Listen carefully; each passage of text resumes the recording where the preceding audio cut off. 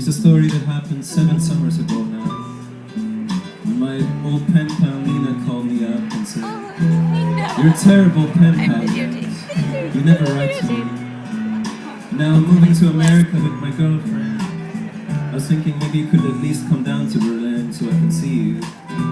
And I said, "Of course."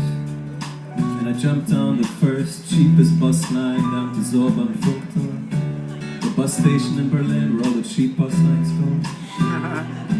And Nina was there. She was waiting for me. She helped me with my bags. And we started walking slowly along Bismarckstraße to the beautiful Berlin summer night.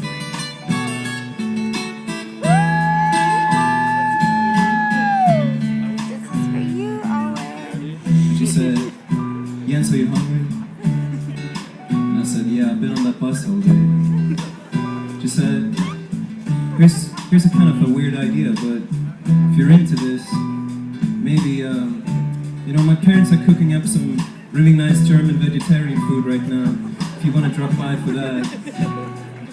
And I said, "Yeah." In my head, I'm thinking, German vegetarian food. I didn't know there was such a thing. It sounds disgusting.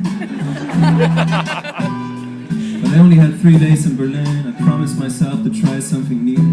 So I said, okay, I guess we can do that. And we took the U-Bahn over to the Deutsche Opera, and we got off and started walking up the stairs to a parents' apartment.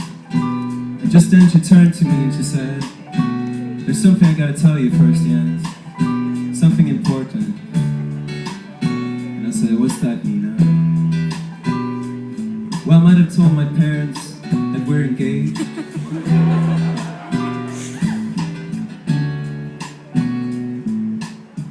And I'm looking for a word or a sentence or any kind of facial expression.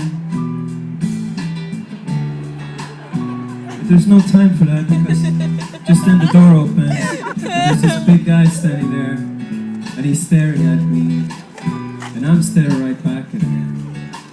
We just stand there staring at each other for a long, silent moment. So silent. You couldn't even hear a pin drop. You couldn't even hear the chime of a piano.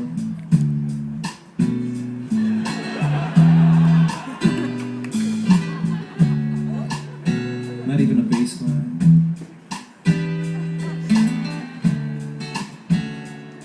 Not even the beat of a drum. And this is where the story starts.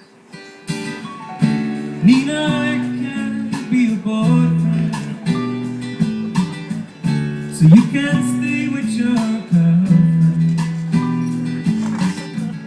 Your father is a sweet old man, but it's hard for him to understand that you wanna love a woman. Nina, I can't be your boyfriend if it puts an end to all this nonsense. First time I see you in Berlin, and you don't tell me anything until outside your dad's apartment.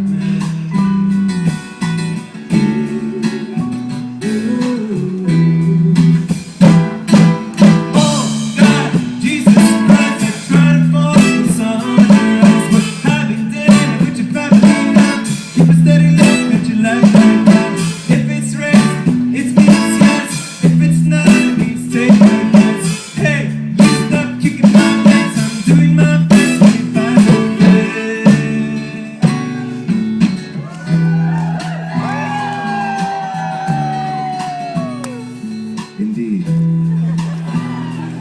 But I wasn't really saying any of that. I was just thinking it in my head. And now picture me sitting there by the dinner table, Nina's father to my right. He puts his hand on my shoulder, he pulls me close, and he says, "Jens, I went on Amazon, and I found your record. I bought it, and yeah, it's It's nice. I say thank you. He says, would you mind if we put it on while we're having coffee? And I say, sure, why not? I can't think of a better way to enjoy my own songs than while I'm being paralyzed by fear. Your father puts on my record. He says, don't tell me about when you married her. I get a little nervous and I change the subject. I put my hand on some metal logic. He jokes and tells me it's a lie detector. He takes out the booklet and starts reading. So I heard you're moving out next season. So yeah, New York is nice that time of year. Almost as green as cities here. He says, I thought you were moving back to Sweden.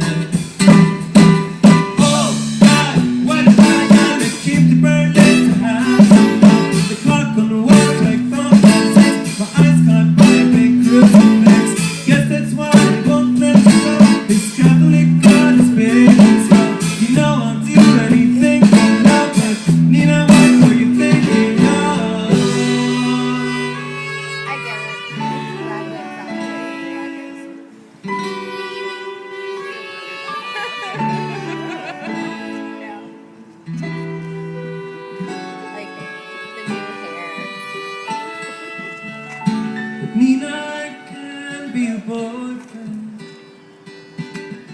so you can stay with your girlfriend. Your father's mailing me all the time. He says he just wants to say hi. I send back out of office auto reply. Nina, I just want to check in, 'cause I think about you every second. So I send you this postcard just to say, don't let anyone stand in your way. Yours truly, Lekman.